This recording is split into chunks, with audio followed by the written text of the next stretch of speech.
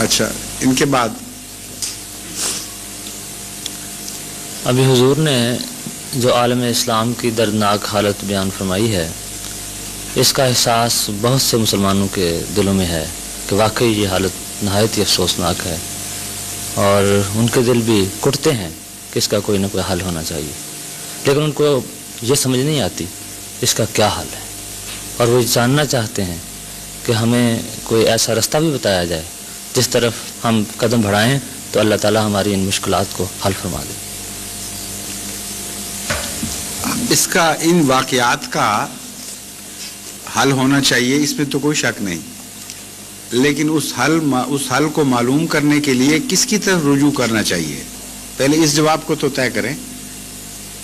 حضرت صلی اللہ علیہ وآلہ وسلم کو عالمی نبی، آخری شریعت والا نبی اور ایسا نبی مان کر جس کا حکم قیامت تک جاری رہے گا اور کوئی ایک شوشہ بھی اس کے حکم کا تبدیل نہیں کر سکتا، اور یہ مان کر کہ چونکہ آپ آخری امت کے نبی ہیں اور قیامت تک آپ کی حکومت چلنی ہے، یہ بھی مانتے ہیں کہ اللہ تعالیٰ نے قیامت تک کے اہم واقعات کی آپ کو خبر دی ہوگی، دی جانی چاہیے، تو پھر اس حل کے متعلق کسی اور کے پاس کیوں جاتے ہیں؟ حل وہاں موجود ہے، ذکر موجود ہے، اور وہ حل رسول اکرم صلی اللہ علیہ وآلہ وسلم نے یہ بیان فرمایا ہے۔ جہاں بھی فتنوں کا ذکر آتا ہے اس موضوع پر، حضرت صلی اللہ علیہ وسلم سے جب بھی سوال ہوا آپ نے ایک جواب دیا، اور بعض دفعہ سوال نہیں بھی ہوا تو آپ نے اس طرف توجہ دلائی کہ آخری زمانے میں جب امت محمدیہ کی حالت خراب ہو جائے گی تو خدا تعالیٰ مسیح کو نازل فرمائے گا اور امام مہدی کو بھیجے گا، اور ان کے ساتھ اسلام کی نئی زندگی وابستہ ہے۔ اس حل کے سوا کوئی اور حل مجھے رسول اللہ صلی اللہ علیہ وسلم کی احادیث میں نظر نہیں آیا۔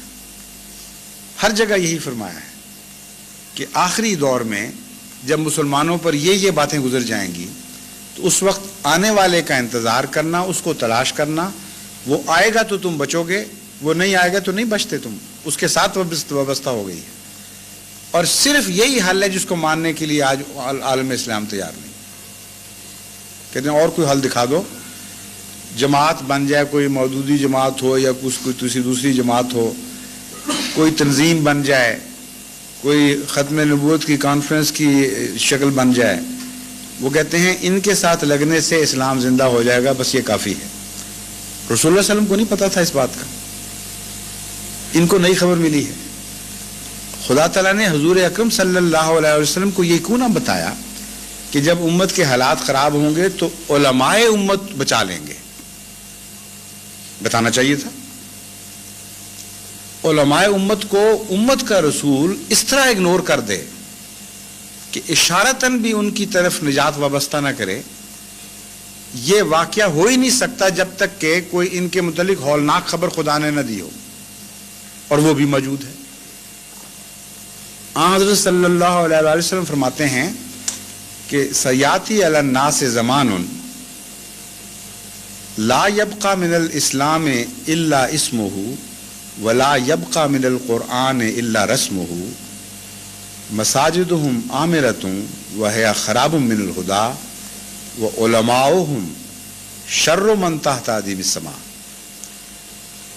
کہ خدا کا رسول خدا سے خبر پا کے بتا رہا ہے، اس تفصیل کو جاننے کے باوجود کوئی آنکھیں بند کرے تو میں زبردستی تو اس کی آنکھوں میں روشنی داخل نہیں کر سکتا۔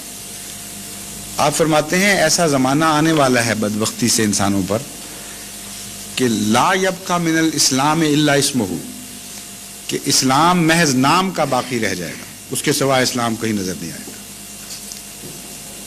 اس لیے وہ جو کہتے ہیں کہ اتنے سوال گزرنے کے بعد اسلام ترقی کر گیا ہے، وہ اس حدیث کی مخالف بات کر رہے ہیں۔ آخری زمانے میں پہلے تنزل ہونا ہے، اس کا ذکر ہے، بعد میں ترقی کے دور کا ذکر آتا ہے۔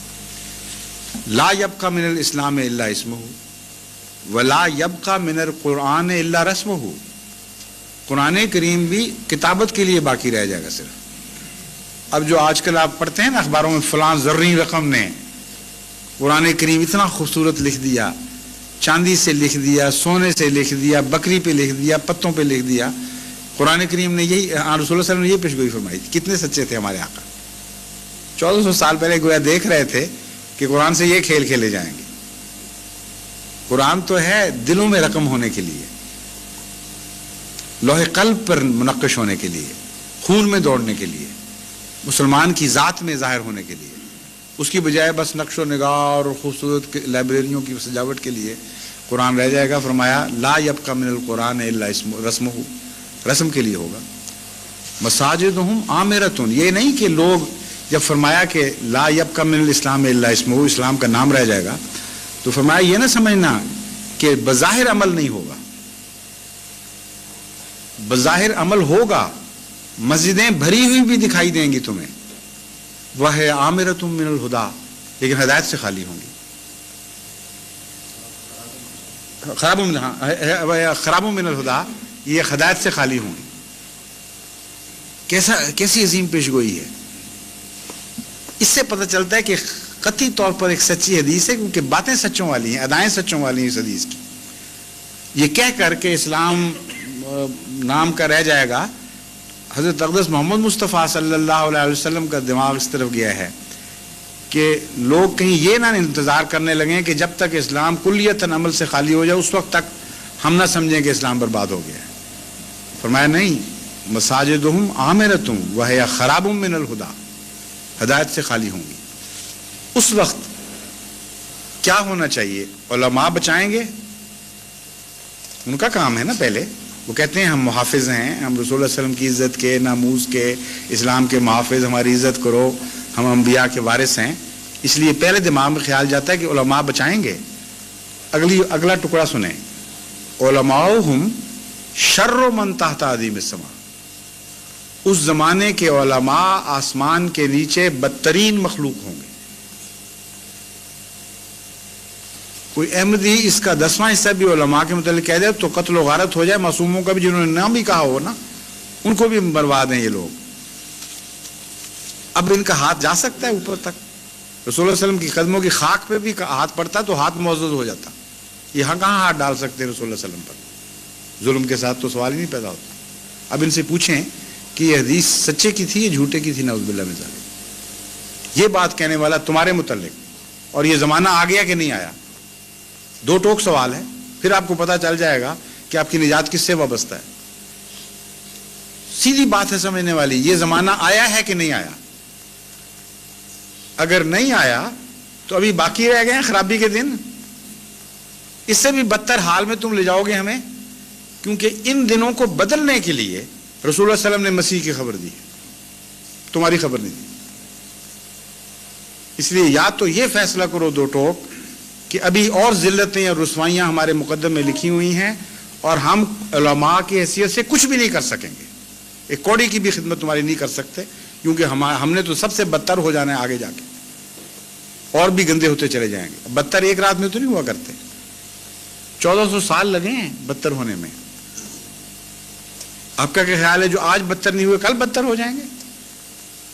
इसलिए जमाना पहचाने, जमाना गंदा आ गया है तो उलमा जरूर गंदे हैं।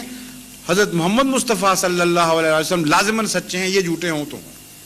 1 करोड़ उलमा को भी झूठा समझना में कोई गुनाह नहीं, लेकिन एक मोहम्मद मुस्तफ़ा सल्लल्लाहु अलैहि वसल्लम को गलत समझने में गुनाह है।